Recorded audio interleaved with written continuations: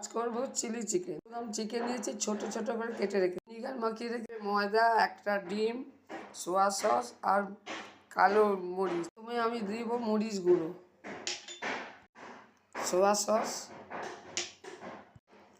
একটা ডিম। এবার দেবো বড় 2 চামচ ময়দা গুঁড়ো। এটাকে খুব ভালোভাবে মাখাবো, আধ ঘন্টা রেস্টে রাখবো। তেলটা বসিয়ে দিয়েছি, কড়াটা ম্যারিনেট করা হয়ে গেছে। কড়া তেল দিয়েছি, এবার ভাজবো। হয়ে গেছে, এবার তুলে নেব। আমার ভাজা হয়ে গেছে। এবার তেলেতে আমি রসুন কুচি দিলাম।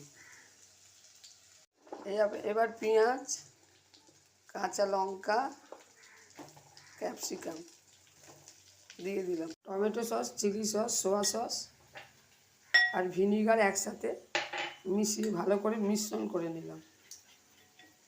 সসটা দিয়ে দিলাম।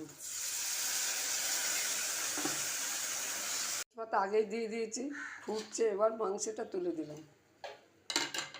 ফুটছে, এবারে 2 চামচ কর্নফ্লাওয়ার গুলে রেখেছিলাম দিয়ে দিলাম। করবো চাইনিজ রাইস। পেঁয়াজ, কাঁচা লঙ্কা, পেঁয়াজ পাতা, গাজর